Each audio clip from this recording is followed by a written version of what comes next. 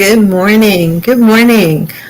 Thank you for joining me here today. My name is Adrienne Bradley, and I'm the founder of Thriving Childcare and the New Providers Club.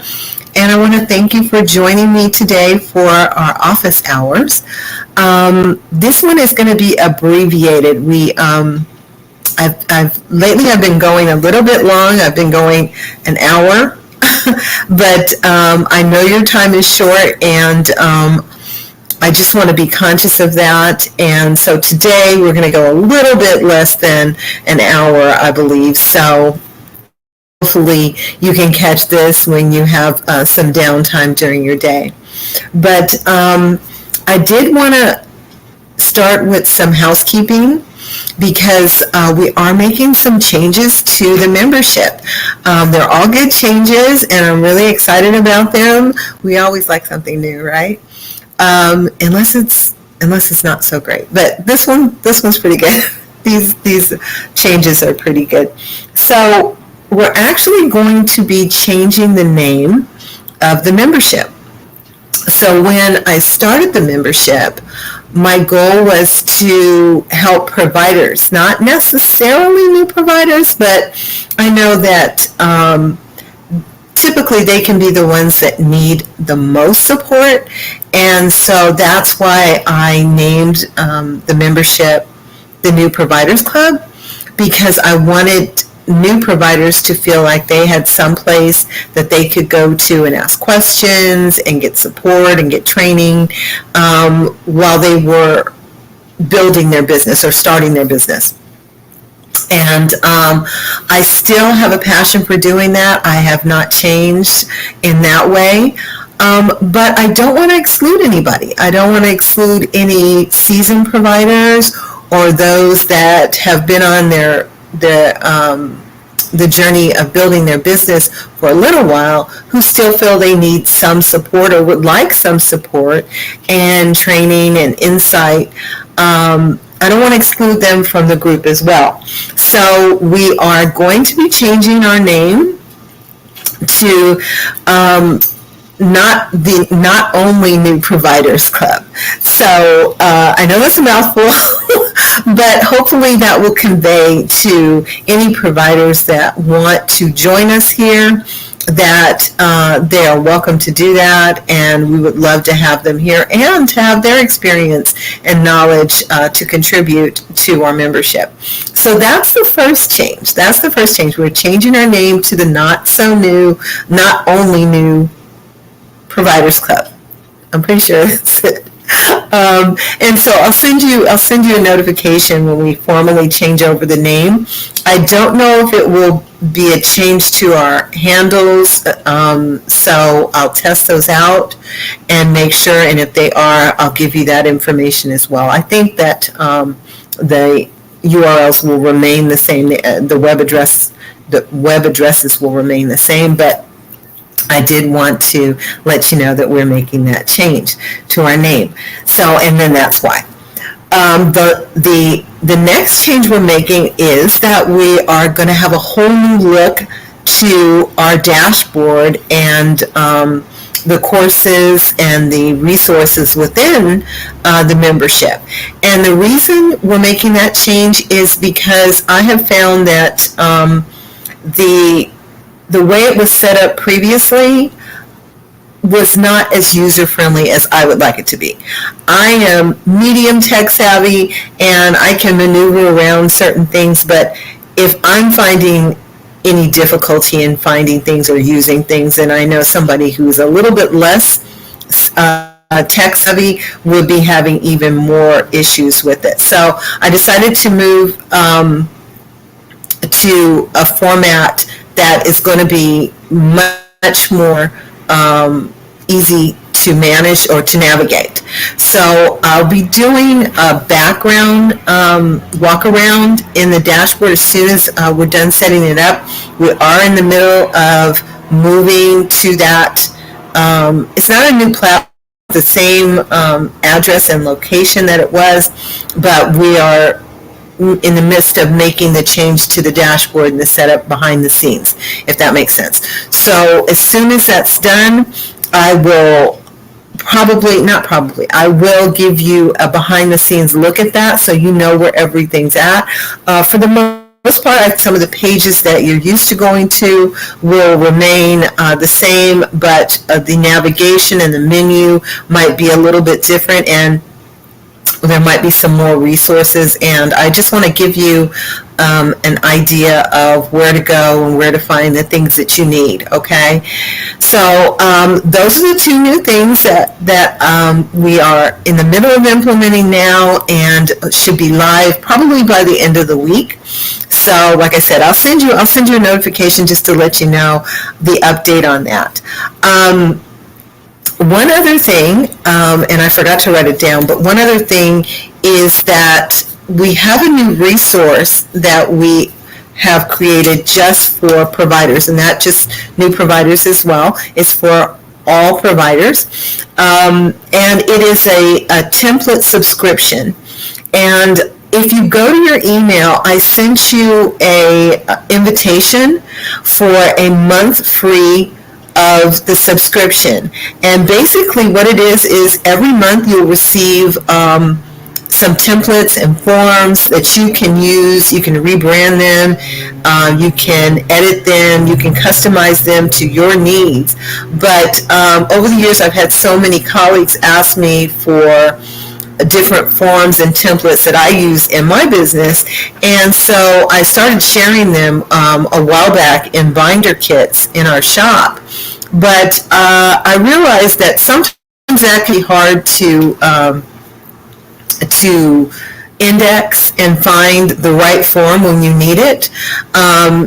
Some of the binder kits are organizational. Well, they're all organizational tools, but some of them have the forms and the templates in them. But if you don't know where it is when you need it, you're probably not going to find value in that. So what this template subscription is that you will be receiving templates on a continuous basis, templates and forms and tools on a continuous monthly subscription. And so you'll be getting them right in your inbox, and they will be in one location where you can go and find exactly what you need when you need it. So some of the first months, there's 3 templates each month, at least 3. I think in the first 2 to 3 months, there's actually more. You get more than 3 every month. But what was I going to say?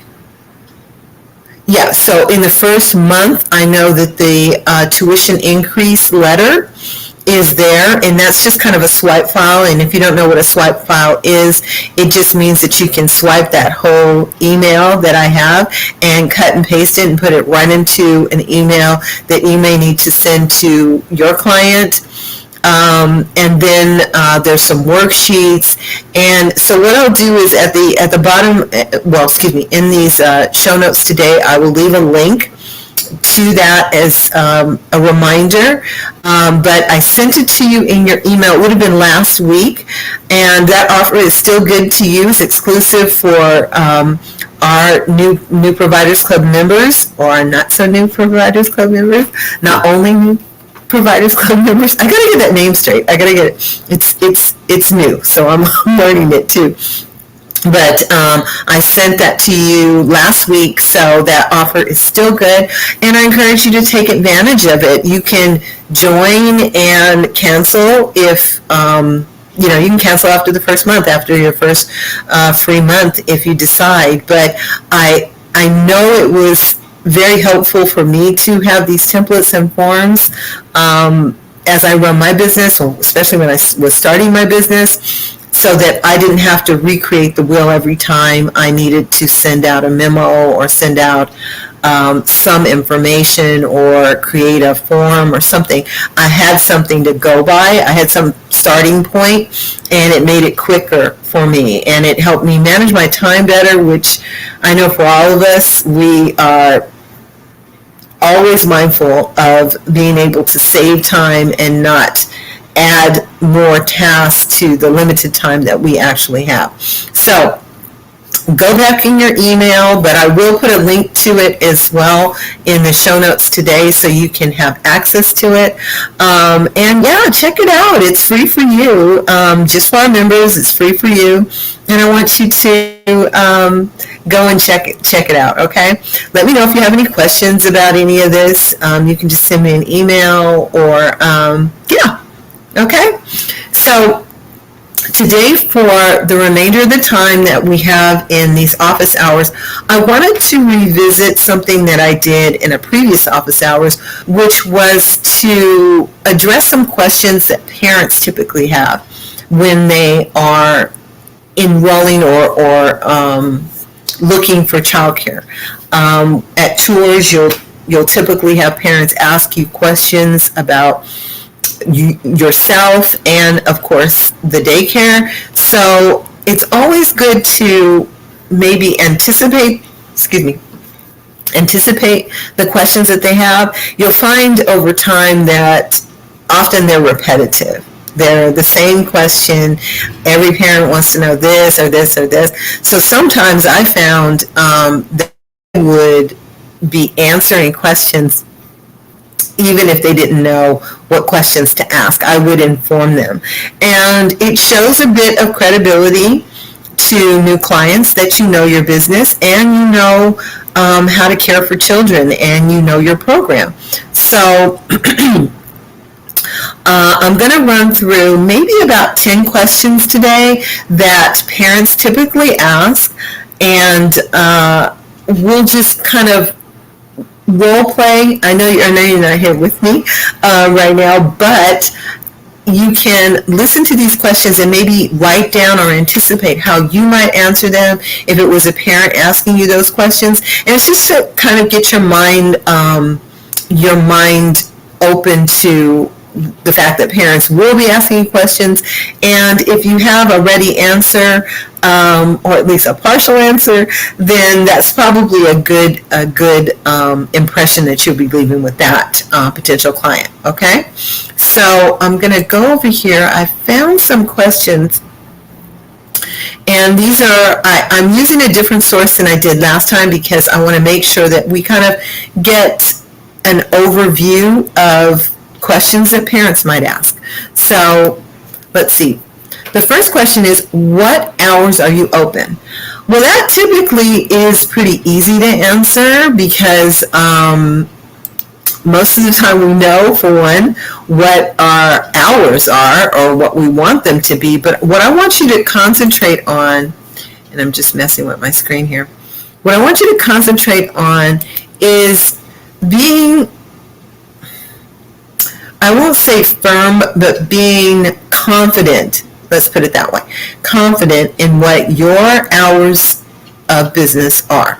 And the reason why I say that is because oftentimes we will find that parents are in need of something different than what we do here. Okay, so I'm speaking about my own business. Sometimes I will get clients that need hours that far extend the hours that I run my business, or maybe they're a little off. They need to drop off much earlier than I open or need to stay later than I close.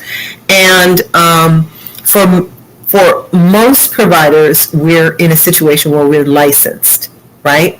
So as a licensed provider, you are typically, just like any other business, licensed for certain hours of the day.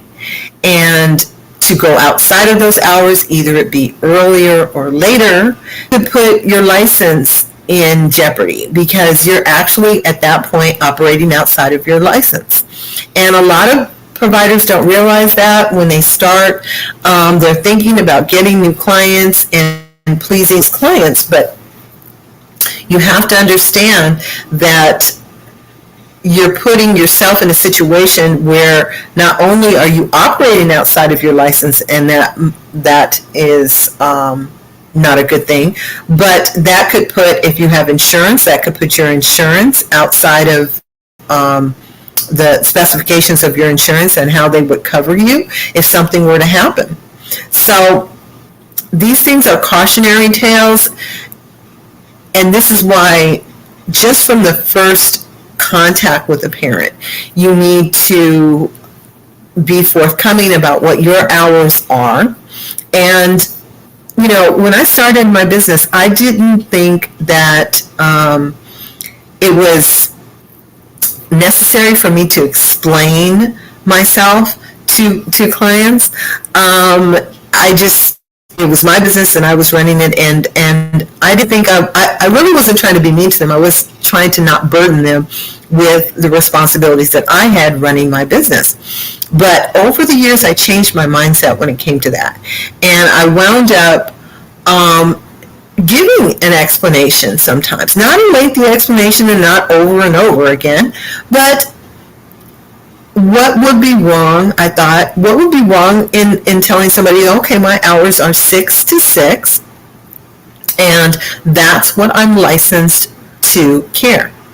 So that, to me, was reasonable. It was reasonable because it backed up what I was saying. So in other words, you wouldn't expect to go to any other establishment, Target or whatever, outside of their working hours. They have hours posted, and believe you me, they have to maintain those hours. They have to open when they say they're going to open, barring a catastrophe or something, or some incident, and they have to close when they say they're going to close. They are licensed, or they probably are licensed, have a city license or whatever license they have to get, to be open at the times that they're open, and not beyond, and not before or after that. So I want to encourage you to be confident and in answering that question, what your hours are. And if you feel the need, you can back it up by saying, this is what I'm licensed for. And, this is what I would tell my clients. I would tell them if they picked up or dropped off or picked up outside of those hours, then they might be in a situation where they would be terminated because I could not be operating outside of those hours. Now, really briefly, if let's say you do have your hours set as 6 to 6, like I just said, if for some reason you don't want to really take care of children for 12 hours, because you can have somebody come really early, and you can have somebody bring up the rear and have to work that full 12 hours. You can adopt, like I've talked about before, the 9-hour rule, but you can also limit the time. As long as you're inside of the hours that you are licensed for, you could set that. Okay, so let's say you're licensed from 6 to 6, you could set those hours from 7 to 5. You're within the time frame that you are licensed for, okay? But you could tell your client, well, I'm open from 7 to 5. Now, maybe you want to take that first hour in the morning to get your coffee and to wake up and make sure your spirits are high when you start to greet the children. And maybe you want to take that last hour that your working hours to clean up and get ready for the next day, so that you don't have to do that after hours and add on to a 12-hour day. So that's something else to consider. That's something else that would probably be a good thing if that's what you decide to do. But know that you are setting these hours. As long as they're within the hours that you're licensed for, then you have the right to set those hours. Okay, let's move on. I know that was a long answer to that one question, but I wanted to explain some things that I know that not everybody realizes when it comes to that. Okay, so if you are sick or have an emergency, what is the plan you have in place to take care of my child? So if a parent was asking you, what happens when you get sick? What happens when you have an emergency or an appointment or something like that? Maybe if you're first starting your business and you don't have an assistant, you could say, well, I have it built in to my contract that I have a certain number of personal days, and I will notify you if it's not an emergency. If it is an emergency, you can state that maybe you are in contact with another provider, and you will be able to use her in that way if should there be an emergency that arises. I know for the union here, they have resources that you can use as far as maybe getting a substitute. And these people are licensed, of course, and this would be how you would manage an emergency like that. But it's good to think ahead because you never know, especially after the last 2 years and what we've been through, you never know if there's going to be an emergency. We don't get warnings usually, but if you plan just like any other emergency plan, if you plan ahead of time, then at least you're sort of covering your bases. You do have something in place should an emergency arise. So think about that. What would you do in an emergency? What will you do if you have appointments or something else? What is your contingency plan if it is during the daycare hours? It could be that you say, well, I'm going to reserve my physical and my medical appointments during my vacation time. I don't advise that, but you could let them know that, or you could say I have a specific day that I'm going to schedule that every year, and I give parents plenty of notice. So just something to think about how you would handle those type of situations so that you can inform the parents. Okay, the next question is, what are your policies around child illness? Well, that goes right along with the emergencies that we just talked about. Now, we're talking about if a child gets ill, but there's two scenarios to consider. Is the child ill at home before they arrive to the daycare, or do they get ill at the daycare, or is illness noticed at the daycare? So let me take the first scenario. The first scenario is if the child is ill and the parent notices that before they drop them off. Okay. For me, I'm in California, and we have specific guidelines that licensing mandates us to follow when it comes to child illness. Of course, we're taking care of other children, so it's a communal space, and we want to make sure that everybody who is in here is relatively well, as far as we know.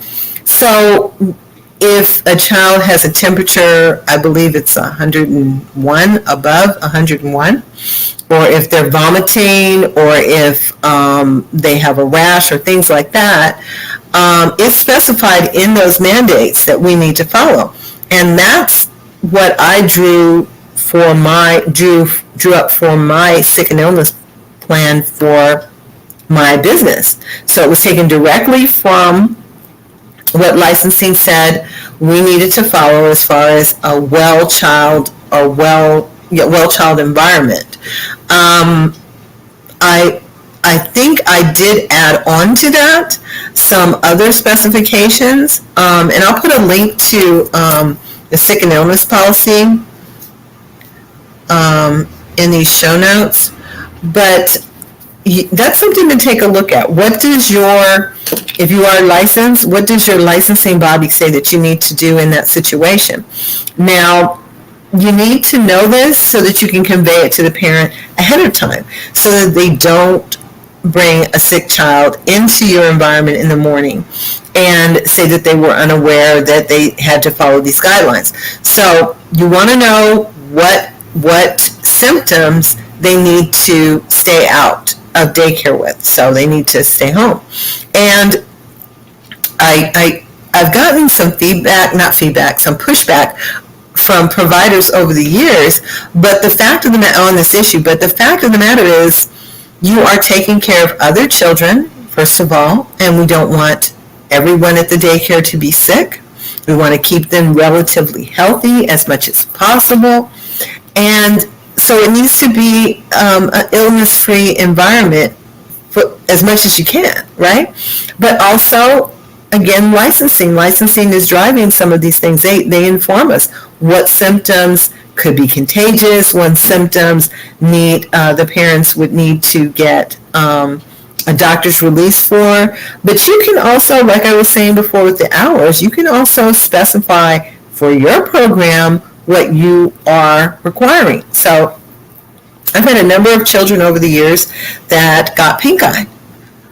And I actually had one parent challenge me to want to bring the child to daycare anyway. And I was like, absolutely not. Absolutely not. And not only that, I'm going to need a release from the doctor to say that they're clear from this because it's highly contagious. And the reason I got pushback from providers is that they can empathize with a working parent and they feel like, it puts too much hardship on the parent. But here's the thing. First of all, when that child goes to school, this is what's going to happen. They're going to say, you got to come pick up your child. All right? And it's for the same reason, exposure to everyone else. I understand that they are working and everyone understands that, but they also have the responsibility to take care of their child. And if their child is ill, that is their responsibility. Okay? It's our responsibility to inform them and to inform them of the guidelines that we need to follow in our business, but it is their responsibility to take care of their sick child. Okay? So that was if the child got sick at home. If the child starts to present with some type of illness while they're in the daycare, again, you need to look and see what your licensing body says you need to do. Where, as far as my license in California, it says that I need to separate the child if they present with symptoms of illness, diarrhea, vomiting, fever, so on. Then I need to separate them from the other children, so I need to be able to do that. But also, the child needs to be picked up by a parent or guardian or emergency pickup person. I can't think today. I don't know why. Within an hour. Okay?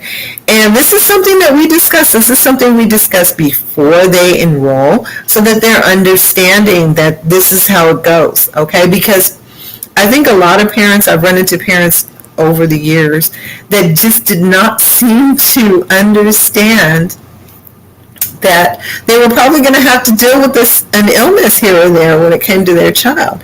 And they just were not prepared for it, didn't want to get prepared for it. They just wanted to either deny that it was happening or whatever. I mean, but this is where you need to be confident that you know what the rules are so that you can protect not only yourself, but the other children as well, and your business, okay? Because, there could be some situations where if the provider was found to be negligent, that could be an issue. That could show its face in a lot of different ways. So you want to be mindful of what the sick and illness policies are that you have to follow, and consider if you want to go further than that. It might not be a bad idea to ask parents if a child has been excused from the daycare, that they need a release all the time. I mean, that could be a standard in your business, and I understand that you might get some pushback from your parents, but typically we're not excusing them for little minor issues. So it's something to consider. All right, so moving on, I think we'll get through a few more. What holidays do you take off? So if a parent asks you, what holidays do you take off? Well, for me, that was very easy. I would just inform them in my contract the specific holidays. I did have a habit of creating a magnet, a refrigerator magnet, and you can do that on your computer, or it doesn't have to be a magnet. You can just write it up on your computer and send it out.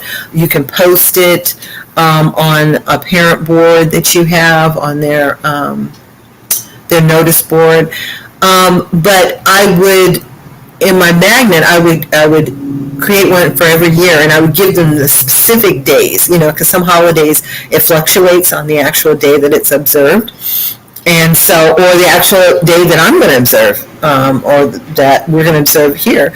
So I would do that. I would create a yearly calendar that listed out the days. All right. Now, my vacation may or may not be on there, and that might be something that I would just TBD, and I would let them know in advance of my plans for my vacation. But I found it to be very helpful because it was something that was in their face all the time. They could post it either at their work or at home on the refrigerator, so they were constantly made aware of when the holidays were.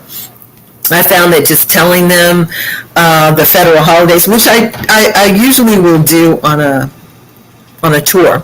Say if if the bank and the post office are closed, we're probably closed, to make it simple. But I found that reinforcing that with some type of notice, or like I said, in my case, a magnet, helped them to remember specific dates when we were not open. And I found that to be necessary in my business. It may not be necessary in yours, because I had several situations where parents would show up on a holiday. And there were times early on where I felt guilty. I felt like I didn't give them enough notice, or I didn't remind them, or whatever. And I would absorb all of that, and I would wind up taking the child in and not getting the holiday off. Well, like I said, I remedied that by making sure that I inform them and make them constantly aware of a holiday that's upcoming, or the holidays that we observe on an annual basis, and all these kinds of ways that I adopted in my business to make sure that they were aware we were not open. So think about that. Think about different ways that you can reinforce your holiday schedule so that parents are made aware. And don't feel guilty about it, because when they go to school, there's typically more holidays, not less, than that were in daycare. Okay, the next question is, what are your vacation policies? Okay, so again, this is a twofer. It could be the vacation for the parent, and it could be the vacation for the provider. So let me take the vacation for the parent first, just because that's a little bit more, I find a little bit more prickly. When I started my business, I'm trying to remember how I worded it in my contract, but it said something to the effect of parents were, they just had to give me notice when they were going to go on vacation. It didn't say how long their vacation was, how long a vacation they were allowed. I believe I said that they did not have to submit tuition for the time that they were out on vacation. And I'm thinking back, I'm sorry, this is a long time ago. It's like 20 years ago or close to it. But it was very vague, is what I'm trying to get across. And the problem with that was, I had several clients that took multiple vacations throughout the year. So when you talk about several clients, that meant that my income was fluctuating regularly. Okay? And I found that's not sustainable. It wasn't sustainable for my business. Okay? So I made some changes, and over the years, I specified how much vacation a parent was either allowed to take, as far as being tuition free. And then I believe I changed at some point to a vacation. They could take as many vacations as they wanted, but tuition was still expected during that time. So what I would advise is to be as specific as you can with your vacation policy. Will it be tuition free? Will tuition still be expected, full tuition? Will you accept partial tuition during that period of time? How much vacation? 1, 2 weeks? Can they take as many vacations as they want? Be very specific in your contract as to what your vacation policy is for your clients, okay? And this is something, like I said, is in the contract, and it's something that we typically will talk about at the tour, but you want to make them aware of it ahead of time, so that when the time comes, they're not blindsided, or they don't feel like they were blindsided. But to have it in your contract gives you a place. All of these policies that we're talking about, all of these policies that we're talking about, to give them a place in your contract gives you somewhere to refer them to whenever they have a question about your vacation policy. Okay? All right. I think we'll get through maybe one more question. Oh, I'm sorry. Let me follow up real quick when it comes to the provider vacation as well. So for the provider, for us, you want to let them know that you will advise them when you're going on vacation. You might want to indicate that your habit is to take 2 or 3 vacations a year. You might want to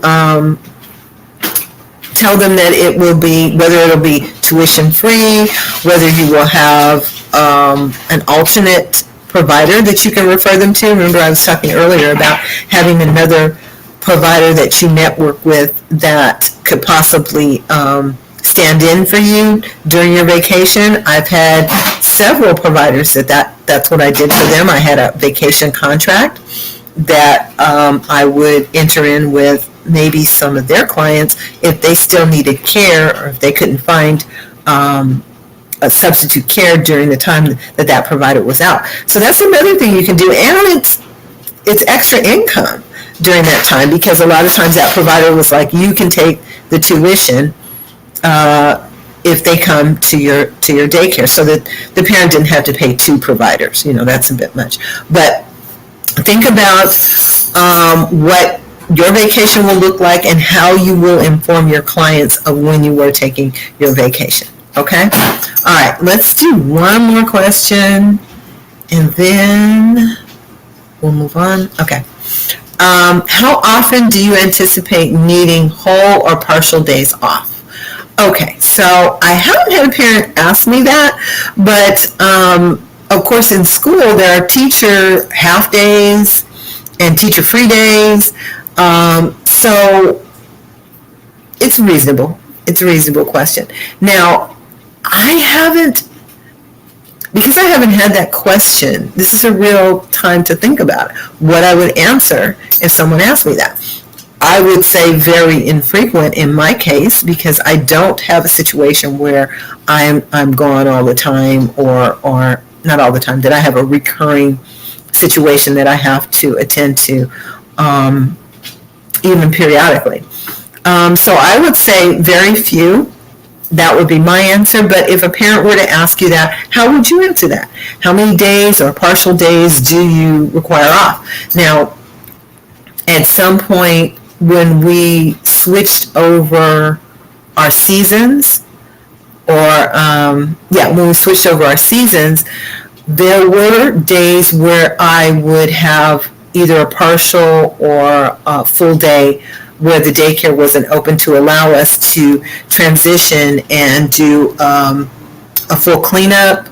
I forget what we called it, but I had my assistant come in, and we would, either purge things or clean things, or maybe reorient the whole room or whatever. So there were some of those days, but they were very infrequent, maybe once or twice a year. So maybe I would answer the question that way. But think about it. Will you need, or will you, in your program, schedule partial days or full days where the daycare is closed and it isn't a holiday and it isn't your vacation? Is there a need for that? Will you be doing that? And that's something you want to inform your client about.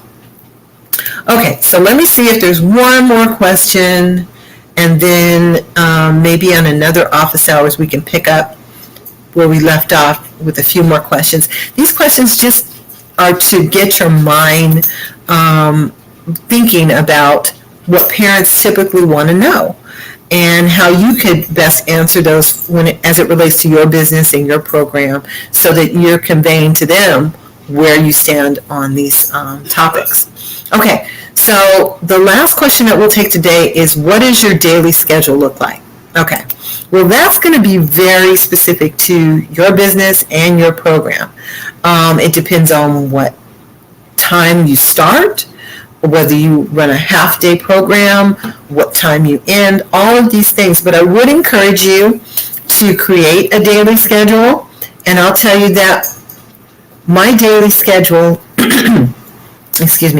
changes. It changes based on the age of the children.